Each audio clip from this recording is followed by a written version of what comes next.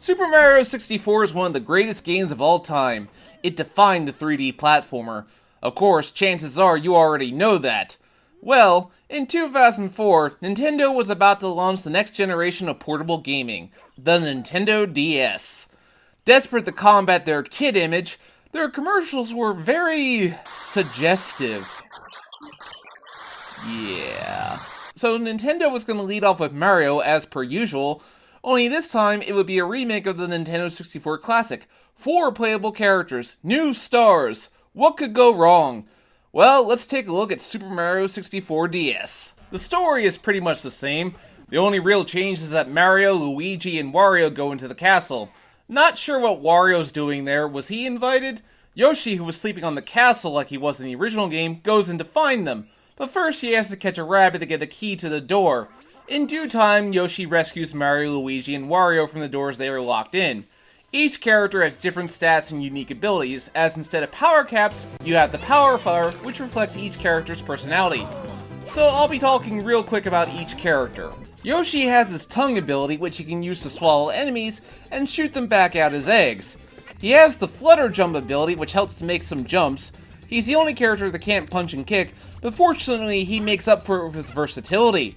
His power flower ability is the ability to shoot fire breath, which is needed for a few stars. Mario plays exactly as he did in the original game. He's the most balanced, neither the best nor the worst in any area. He's also the only character that can wall jump, and fortunately the mechanics of this are much improved compared to the original game, as Mario will slide down the wall, allowing you to better time your jumps. His power flower ability is the balloon where he inflates, and you can send him up into the air. He's also the only character with a wing ability. Luigi is just amazing. He has the best jump in the game, as well as Yoshi's flutter jump. His black flip allows you to spin, making certain stars a total breeze, and he has the ability to run on water for a few seconds. Not sure if that comes in handy, but it's something. His special ability is to turn invisible, which fits with his shy personality. The only downside is that he's not very strong, being weaker than Mario and Wario. Speaking of, Wario, I honestly don't use him that much. His jump is the worst, he's the slowest character, the only thing he's got going for him is his strength. You'll need him to break these black bricks.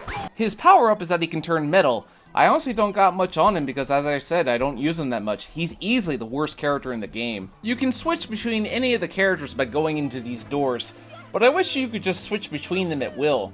There are caps scattered throughout the levels that let you do that. Yoshi can become Mario with a cap. It all comes full circle, doesn't it? Here's what I didn't like. The controls. In the original Nintendo 64 version of the game, controlling Mario was so easy with just a flick of the analog stick. On the DS version, you have to press a run button, and the game was just not designed with this kind of feature in mind. It's a little better on the 3DS because the original DS didn't have an analog stick. They really wanted to use the touchscreen to move the character, but nobody did that. The graphics and presentation, it definitely wanted to show off what the DS could do, and it does an admirable job of replicating the Nintendo 64's views. But the textures are different, not quite as colorful, and definitely a little less detailed. Maybe they were trying to make it look more realistic? However, I do like that the character models are improved, brought more in line with the character's modern day appearances. Bowser in particular looks much better than before. What the game does bring to the table, however, is the additional content. There are 150 stars this time around as opposed to the original's 120. This is usually accompanied by having there be 8 stars to get in each world as opposed to 7. Usually the additional mission is a Switch Star mission, or grab 5 silver stars to make a gold power star. They did seem to add more coins to the levels to make the 100 coin missions much easier this time around. There's also whole new levels to find, which definitely adds more flavor to the game. What you truly want to play this for is the minigames. These were meant to show off what the DS's touchscreen can do, and they are so much fun. You can kill a lot of time playing them if you're bored. I particularly like the Luigi minigames since they are in a casino. The idea of Luigi running a casino is highly amusing to me. I don't really care that only Mario can enter the door at the end to fight Bowser.